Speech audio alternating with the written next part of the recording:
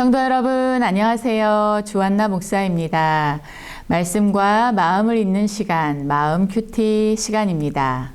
말씀을 묵상한다는 것은 가던 길을 멈추고 하나님과 교제하는 시간이며 우리가 살아가는데 가장 중요한 힘을 얻는 시간입니다. 오늘도 잠시 멈추어 말씀을 통하여 하나님을 만나시는 시간이 되시기를 바랍니다. 오늘 우리가 함께 묵상할 말씀은 고린도전서 6장 1절에서 11절까지의 말씀입니다. 한 번은 제가 읽을 것이고 한 번은 여러분이 읽으시겠습니다.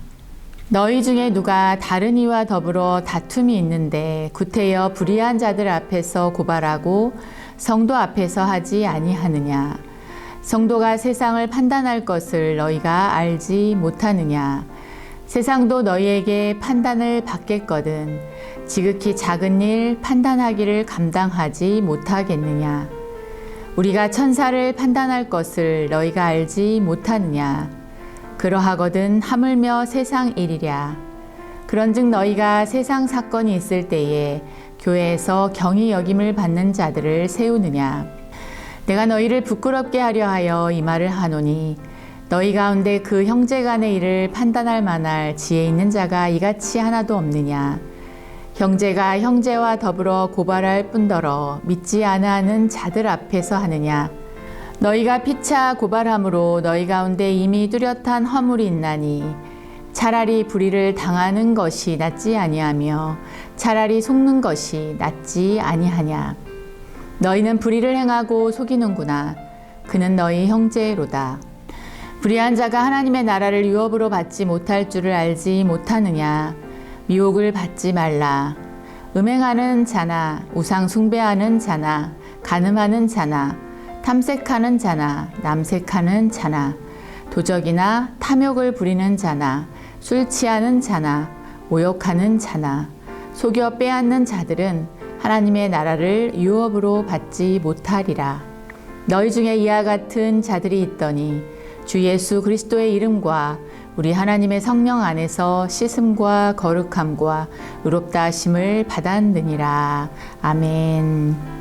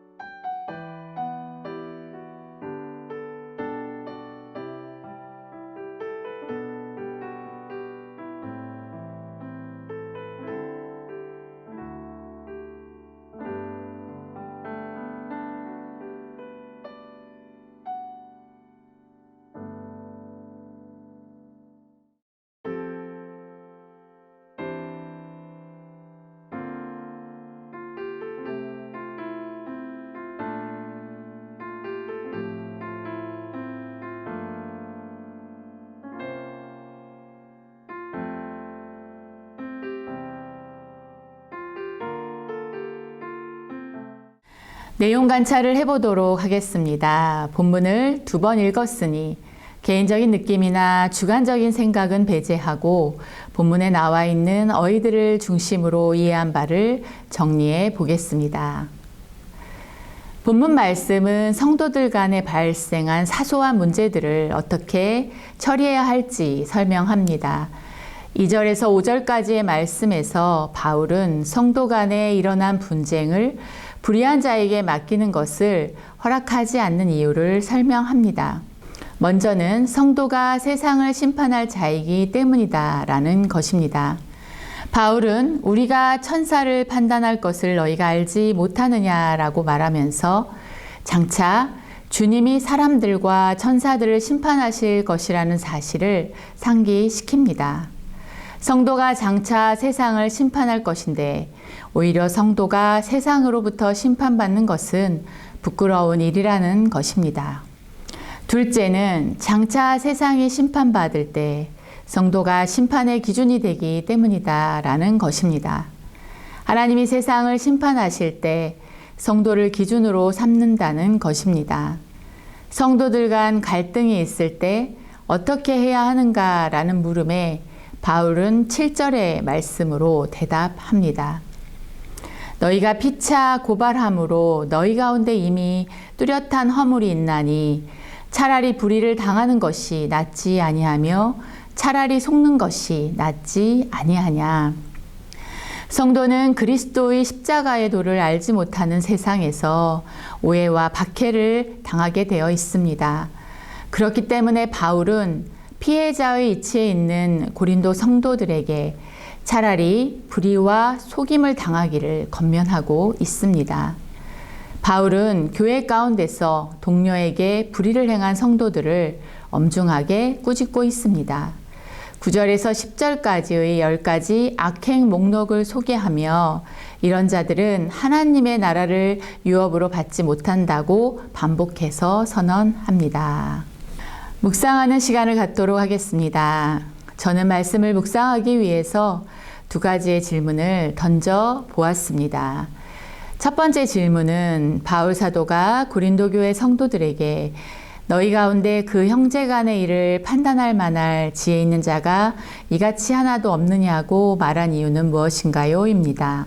고린도 교회 성도들은 자신들 스스로 지혜롭다고 생각하였습니다. 받은 은사가 많았고 언변이 뛰어났기 때문입니다. 그러한 그들의 모습으로 인하여 그들은 복음을 잘 받아들일 수 있었다고 바울 사도는 말합니다. 그럼에도 그들은 형제 간의 갈등이 생겼을 때에 그 일을 판단할 만한 지혜 있는 자가 없었습니다. 그래서 그들은 세상의 심판에 자신들의 갈등을 맡기려고 하고 있습니다. 바울 사도는 그들이 스스로 지혜롭다고 생각했지만 공동체 가운데 벌어진 사소한 일조차 감당할 수 없었던 것을 부끄럽게 여겨야 한다고 말하고 있습니다. 그들은 스스로 지혜롭다고 여기면서 훗날 심판의 기준이 되어야 할 성도의 신분을 얻었음에도 세상의 법을 의지하려 했던 것입니다. 성도는 장차 심판의 때에 기준이 되는 삶을 살아야 됨을 깨닫습니다.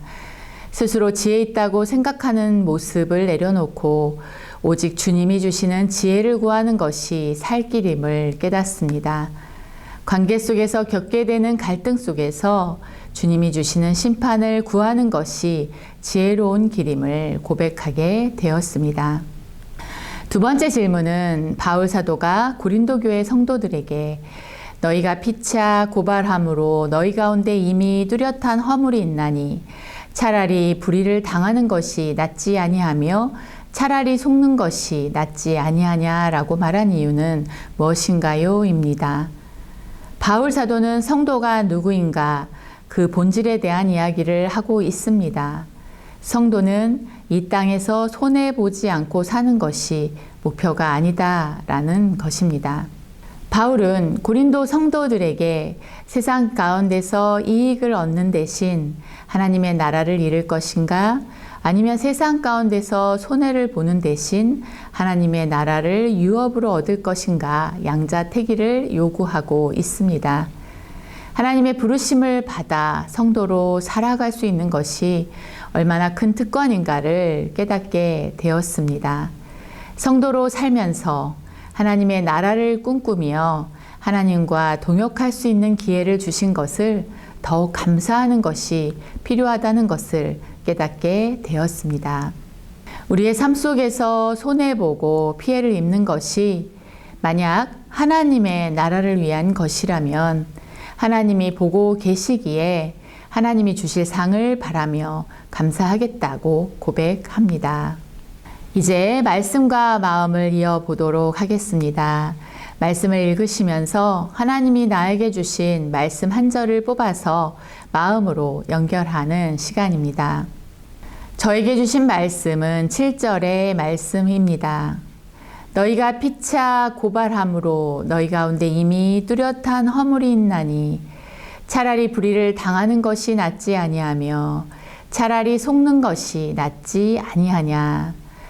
불의를 당한다는 것, 속임을 당한다는 것은 참으로 아프고 힘든 일입니다.